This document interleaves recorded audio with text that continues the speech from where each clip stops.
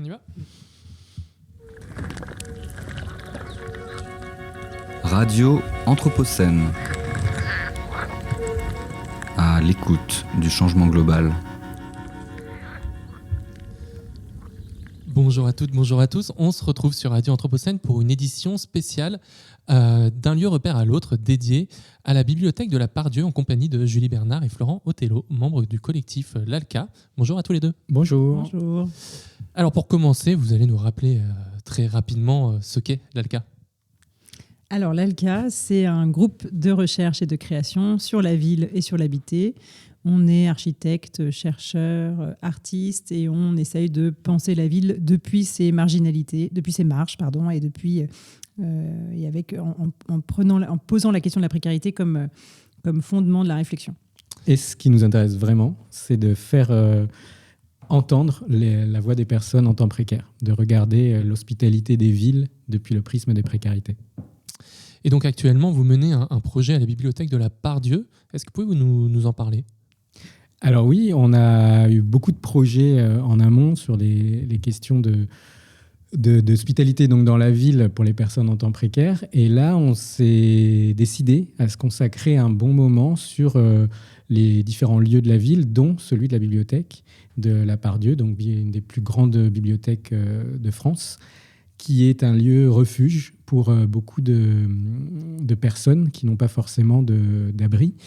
Et depuis 1 an et demi maintenant, on y va régulièrement pour écouter, observer, entendre, recueillir les témoignages des personnes qu'on rencontre, de voir les différents usages, aussi bien des personnes qui viennent à la bibliothèque en tant qu'usagers, usagères, que des personnes qui y travaillent, et de voir un peu les différents liens. Et que, effectivement, la bibliothèque a évolué beaucoup, et qu'on passe d'usages qui étaient très lecture de livres papier à des usages beaucoup plus diversifiés. Alors, très vite, on pense aux bibliothèques qui deviennent des médiathèques, en fait, mais aussi à d'autres usages, quoi. Venir s'y mettre au chaud, venir manger un repas, puisqu'il y a aussi des endroits où on peut... des distributeurs de boissons, etc. Mais aussi, depuis peu, en tout cas à la Part-Dieu, ce qui pouvait exister ailleurs avant. Il y a aussi des casiers pour pouvoir mettre ses bagages. Donc, quand on est à la rue et qu'on a des sacs à dos en permanence sur les épaules, ça peut être intéressant de mettre son sac dans un casier à consigne pendant quelques temps pour pouvoir s'asseoir confortablement dans un fauteuil et lire ou pas. Et ça, c'est parfaitement accepté par le personnel de la bibliothèque ? Alors, c'est des grandes discussions. En tout cas, ce qui est intéressant, c'est que c'est toujours re-questionné au sein de l'équipe de la bibliothèque. C'est toujours des choses qui mettent en débat entre eux, parce qu'il y a plein de petites consignes. C'est un lieu public qui accueille différentes personnes, donc il faut qu'il y ait quand même un règlement, des règles de vie en commun. Donc, si on transgresse le règlement, des fois on est exclu pendant un certain temps de la bibliothèque. Par contre, le règlement peut être discuté. C'est ça aussi l'avantage de poser des règles, c'est qu'elles sont définies pendant un moment, et l'intelligence, c'est de pouvoir les rediscuter en fonction des adaptations. Par exemple, quelque chose que... Ça, c'est les agents qui travaillent au rayon bibliothèque musicale. Donc, écoute CD, il y a des postes d'écoute, on peut mettre des CD, donc...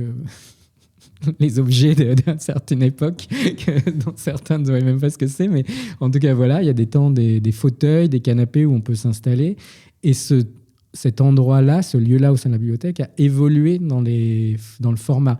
Ils avaient mis des canapés, il y a eu discussion, ils se sont vus qu'il y avait des personnes qui étaient gênées de s'asseoir dans les canapés quand il y avait déjà quelqu'un, donc ils ont remis des fauteuils individuels. Et ce qui est devenu intéressant, c'est que dans la bibliothèque, le règlement est on ne peut pas rester 20 minutes inactif en ayant l'impression de dormir. Donc, c'est-à-dire qu'au bout de 20 minutes, il y a des agents qui passent, ils repèrent des gens qui dorment qui sont inactifs plus de 20 minutes, on vient réveiller les gens. Alors, ça a une raison un peu triste au départ, mais voilà. Et après, là, ils se sont aperçus, mais en fait, tant que le CD tourne, parce qu'un CD, on peut l'écouter, ça peut durer 1 heure, 1 heure et demie. Donc, en fait, c'est pas cette question des 20 minutes qui n'apparaît plus, c'était la question que tout le monde puisse pouvoir écouter un CD. Et ils ont eu l'intelligence de réfléchir, non pas en disant on va être répressif, à dire on va réduire le temps d'utilisation du CD, vous ne pourrez pas écouter votre CD en entier, mais vous n'avez que 20 minutes d'occupation. On va augmenter le nombre de places. Ce qui fait qu'ils ont augmenté le nombre de fauteuils, le nombre de postes d'écoute, ce qui fait que maintenant il y en a pas trop, mais il y en a suffisamment pour qu'il y ait toujours un poste libre. Et c'est intéressant de se dire, une question, une problématique qui pose problème en termes de quantité ou quoi, d'y répondre non pas par la restriction, mais par la générosité. C'est-à-dire on offre plus que ce qu'il y a besoin pour qu'il n'y ait pas de problème, en fait. Peut-être juste un complément. Les bibliothécaires, c'est des personnes qui sont en charge d'une collection. Et en fait, ces personnes, elles portent en elles l'idée de la connaissance. Et donc, elles portent aussi en elles l'idée de la connaissance ou des réflexions qu'elles peuvent avoir sur leur propre métier. Donc, c'est des personnes qui sont quand même tout le temps un peu en remise en question aussi des limites de leur métier. Et donc, aujourd'hui, avec la disparition d'autres services publics, les bibliothèques prennent en charge des questions sociales qu'elles ne devraient sans doute pas porter. En tout cas, il y a questionnement sur pourquoi on va faire une demande de logement à la bibliothèque et pas dans un service spécialisé. Pourquoi on va faire sa prestation CAF à la bibliothèque et pas à la CAF, etc. Donc ça pose plein de questions sur les politiques publiques de manière générale. Mais les bibliothécaires, elles ont bien pris, elles ont bien pris conscience que c'était une évolution de leur métier. Et donc, il y a des débats en permanence sur les limites. Et ces limites, elles ne sont pas claires. Donc, voilà, c'est une des raisons pour lesquelles on est venu aussi aujourd'hui. C'est pour parler du plateau radio qui va avoir lieu le 15 janvier et qui va justement parler de ça, c'est-à-dire de ces limites des bibliothécaires et des bibliothèques. Alors, avant de parler de celui du plateau du 15 janvier, on va parler de celui que vous avez déjà réalisé. C'est donc un abécédaire qui a été fait en direct radio et en public avec un groupement de chercheurs. Est-ce que vous nous expliquez un petit peu ? L'ALCA s'est inscrit dans un projet art et sciences humaines et sociales de la FMSH, donc la Fédération des maisons des sciences de l'homme. Voilà, donc il y a un projet qu'on a remporté avec plusieurs chercheurs, des chercheurs de Marseille, des chercheurs de Genève, Paris, Turin. Oui, Turin, Marseille. Et donc, collectivement, on a porté un regard ou un travail, on a mené un travail sur la question du repos en temps et en espace précaire. Donc nous, évidemment, on a amené notre contribution, c'est la bibliothèque, c'est le travail qu'on a mené à la bibliothèque de la Pardieu. Mais la contribution des chercheurs, c'est un travail qui a été mené notamment dans la rue d'Aubagne avec les immeubles qui s'effondrent, comment on dort, comment on rêve après avoir perdu sa maison. À Paris, c'est un travail sur le sans-abrisme aussi, etc. Donc on a tous tourné à partir de nos sujets autour de cette question du repos en temps et en espace précaire. Et donc, on a essayé de proposer, donc il y a maintenant 3 semaines, un mois, début décembre. Début décembre. C'était un projet qui a duré 2 ans, donc a été financé sur 2 ans, et donc là, c'était un peu la restitution. Et donc, on a essayé de faire un abécédaire du repos. Comme ce n'était pas toujours simple de croiser nos recherches, parce qu'elles sont parfois pas du tout au même endroit, on a essayé plutôt de travailler autour des mots, de ce que le repos en temps et en espace précaire pouvait évoquer. Et puis, chaque chercheur, chaque artiste, etc., a décidé de prendre un mot et de le travailler. Et donc, cet abécédaire du repos, c'est un format qui dure 3 heures, qui est un peu long, mais qui permet de traverser vraiment de manière très différente et de manière très hétéroclite tous les mots, donc en partant du A jusqu'au Z. Et puis, il y a parfois plusieurs mots par lettre. Tous les mots qu'on a traversés dans nos travaux. Donc il y a du son, il y avait des lectures, il y a de la poésie, il y a des ressources il y a des ressources scientifiques. Enfin voilà, c'est polyphonique. Et un abécédaire, on en parlait juste avant, qui sera normalement à retrouver en podcast sur Radio Anthropocène un de ces jours. Et donc les projets à venir, tu as commencé à en parler. Mais oui, c'est la semaine prochaine, le 15 janvier.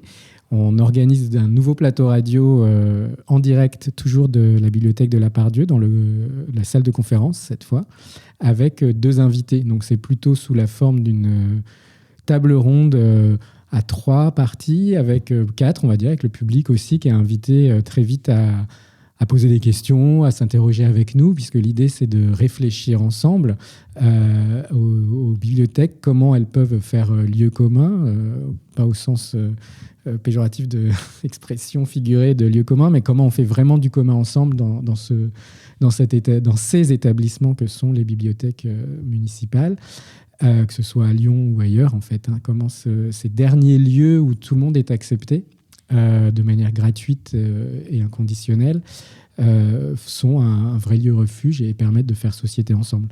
Du coup, on invite 2 personnes. Raphaël Gilbert, qui est responsable du service études et recherche de la BPI, donc de la Bibliothèque publique d'information, et Marie Coirier, qui est designeuse et qui travaille notamment sur les questions sociales et les questions de soins, et qui a pendant très longtemps travaillé au sein même des hôpitaux psychiatriques de Paris. Et donc l'idée de ce plateau radio, c'est d'interroger collectivement la place politique de la bibliothèque dans la ville. Eh bien, Julie et Florent, merci beaucoup. On va écouter maintenant une polyphonie qui a été réalisée justement à la bibliothèque de la Part-Dieu, c'est bien ça ? Vous pouvez nous la présenter ? Eh bien, c'est une polyphonie citadine, donc de plusieurs voix de personnes qu'on a rencontrées sur ces 7 ans et demi, 2 ans qu'on vient de passer à la bibliothèque. Différentes voix qui nous parlent des différents usages, de comment on habite la bibliothèque, en tout cas celle de la Part-Dieu. Eh bien, merci à tous les deux. Bonne journée à nos auditeurs et on écoute ça. D'un lieu repère à l'autre. La bibliothèque, ça a été la première chose que j'ai faite le jour où j'ai été SDF. C'était vraiment pour casser mes papiers et pour pouvoir lire. J'ai besoin de lire pour pas que je les prime. Là, le matin, 4h30, 5h, le monde se réveille, la ville se réveille. C'est là où il faut esquiver. Aller à la Part-Dieu, s'asseoir et puis attendre. Attendre quoi ? Et moi, je trouve que c'est reposant. Il doit y avoir quelque chose dans l'atmosphère. J'arrive à m'assoupir et je récupère bien. Je peux repartir, on peut dormir 1 heure. Ça apaise. On y est bien, on oublie d'où on vient. On oublie ce qui nous arrive dehors. Moi, c'est une richesse pour moi. Ça me permet d'être de pied sur terre, de pas m'énerver, de pas avoir une attitude négative. La lecture, tout ce que j'ai accès là-bas, ça me permet d'apaiser. Moi, j'ai besoin de ça. J'essaie de lire, d'être un peu au chaud déjà, de me concentrer sur quelque chose. Et ça me permet d'oublier. Et ça me permet aussi de rêver, de me projeter dans le futur. Je ne savais même pas que je pouvais venir et rester assis toute une journée. Quand je suis fatigué vraiment et que j'ai mal au dos, je reste assis toute la journée. Certes, c'est pas bon, mais je me lève, je fais des 100 pas et je reviens. Mais c'est plus accueillant que le centre commercial, que la gare Part-Dieu aussi. Et vous avez un billet, non, un titre de transport, non, monsieur, vous ne pouvez pas rester. Je charge juste mon téléphone, ah non, monsieur, vous ne pouvez pas rester. J'ai vu que il y a la bibliothèque de la Part-Dieu, c'est la plus grande. Et j'ai commencé à venir régulièrement me réchauffer, mais passer le temps. Même si Part-Dieu, c'est celle qui aura le plus de bruit, on va dire, parce que c'est la plus grande, il y a plus de monde. Mais c'est très calme. Il y a des prises de partout. Il y a des toilettes, il y a de l'eau. Voilà, tu peux faire une petite sieste, on va pas trop tant que tu ronfles pas. On va pas trop te déranger. Il y a beaucoup de choses à faire aussi. Hein. Tu peux regarder des films, tu peux écouter de la musique. Maintenant, aujourd'hui, tu peux faire de la musique, tu peux emprunter des instruments. C'est une personne qui dort dehors avec moi qui m'a dit à la bibliothèque tu peux recharger le téléphone parce qu'avant j'allais à la gare Part-Dieu et il m'a dit c'est un peu plus confortable, il y a des fauteuils et tout. Et c'est vrai que quand je suis arrivé, je me suis endormi sur les fauteuils.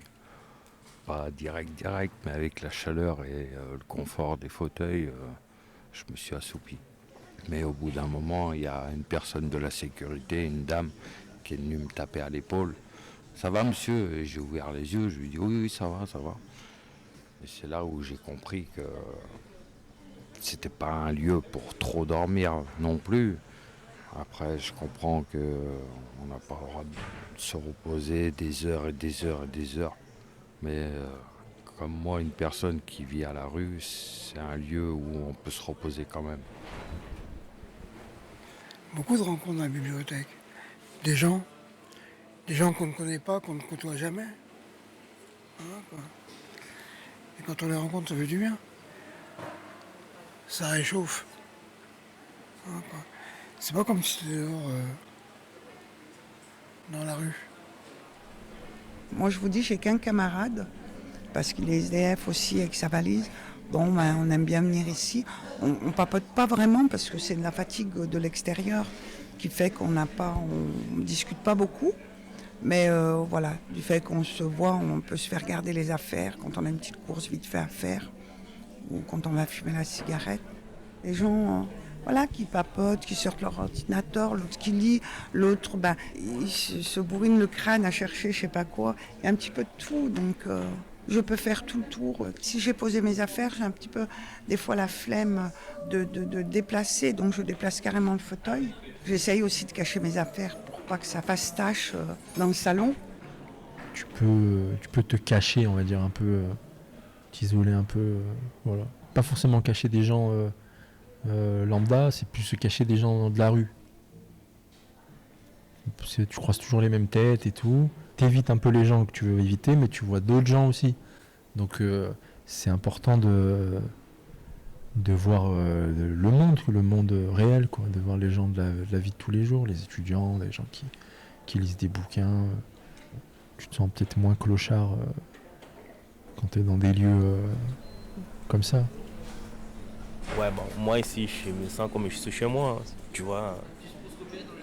Voilà, je crois que même les gens qui travaillent ici, je sais pas, mais peut-être ils connaissent quand même mon visage. Ils arrivent de voir les gens qui viennent souvent ici, les gens qui, tu vois. Mais moi, je me sens ici à l'aise, quoi. Voilà, c'est-à-dire, je sens ici comme ma maison. Voilà, on va pas se mentir, ils nous connaissent. Je vais vous raconter une anecdote. Moi, j'étais longtemps à la bibliothèque Bachu, j'avais un fauteuil, c'était mon fauteuil. J'allais toujours à cette place. Et un jour, je viens et il n'y a plus mon fauteuil. Mais c'est pas grave, il y en a plein des fauteuils. Mais moi, c'était l'habitude d'aller dans ce fauteuil, comme si je venais là tout le temps. Et donc, je change de fauteuil parce qu'ils avaient réagencé et tout. Et je vois quelqu'un qui arrive sur le côté. En fait, c'est la dame de la bibliothèque. Elle me dit non, elle me dit, vous inquiétez pas, hein, on va le remettre votre fauteuil. C'est juste que là, on a changé pour exposer un truc et tout. Je dis ah ouais, je suis le gars du fauteuil, quoi. Voilà.